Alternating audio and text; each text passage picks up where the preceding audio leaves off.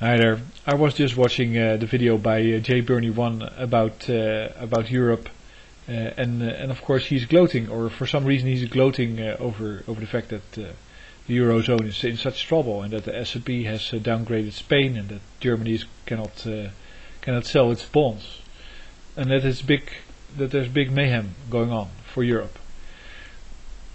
I don't really see the reason why to be very glad about it. But he has a number of tips and advice for people that want to make their money generate money. The basic question he's answering is, what do I do if I have shitloads of money? If I have like $500,000 or 500,000 euros, where do I keep it? What do I do with it to make more money? And then he goes through a number of options, and he dismisses gold. He says gold is not a good idea because these traders, they'll dump gold, and that will depress the price. And traders won't dump physical gold to real gold, and gold's only going up. And even if they do dump it, nobody has enough gold to influence the price of gold. Not even the IMF, that could dump 200 tons, but it's not doing it because of course everybody's holding on to their gold. Central banks are buying gold. Gold is the best thing, or one of the best things to have, because it's a recognized type of currency, and of course there's all kinds of places in the earth where you can buy stuff with gold. And people won't accept anything else because they don't trust any other money. No, instead his advice is to be in currencies, to trade currencies. That's the dumbest thing to say. Everybody knows that the fiat currencies are in a battle to the death, to kind of be more worthless one than the other, so that it supports the exports. Due to the warped thinking of the economists in the around the world, this stupid strategy of reducing the price of one's own currency is being administered everywhere with devastating effect. Of course, it doesn't help. It's tires burning. There's no traction anymore with the real economy in terms of the money that goes around.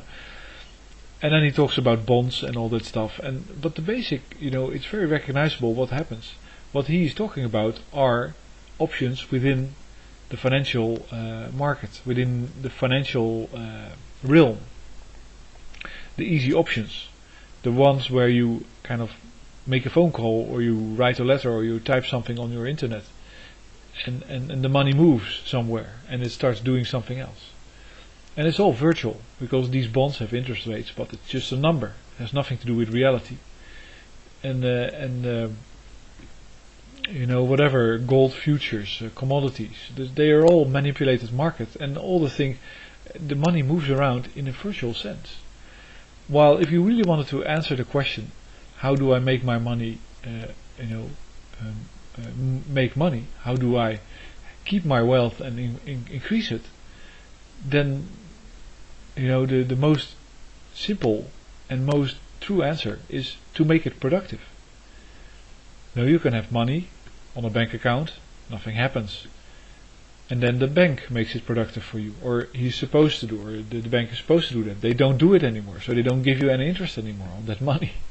They're too lazy to do that, because they have other means of generating these numbers in their bank account. But they used to do that. And how did they do that? Well, they invested it in the real economy. They gave it to people that knew how to do stuff, that knew how to make stuff. And then, according to supply and demand, these people would do that. And if you were part of that business, you make money. How do you make, do you make your capital produce money? Well, by investing in productive activities.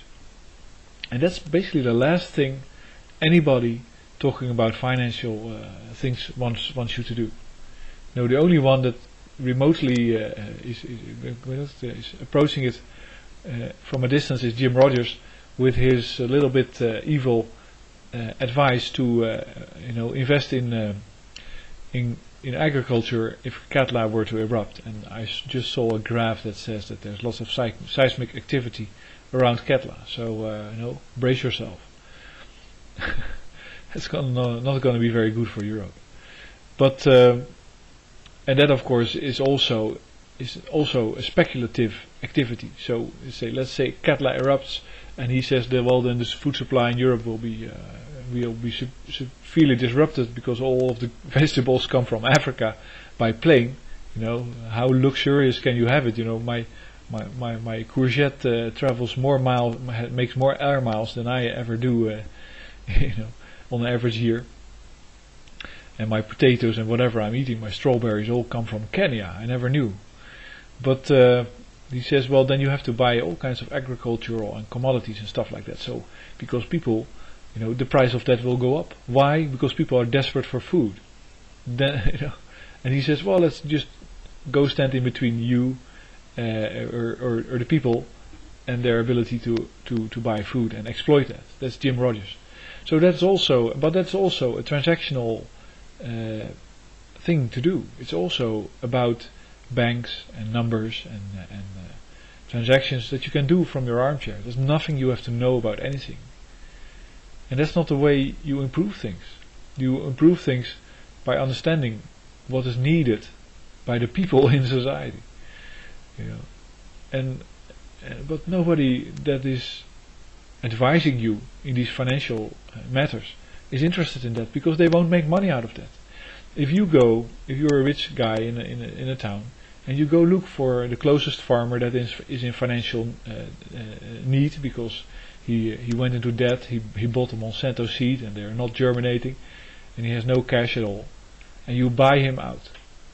You buy his farm for him, and you start growing crops not based on Monsanto seeds, not based on GM crops that cause kidney failure and all kinds of other problems that, according to the Russians, have killed 2 million Americans in the last years.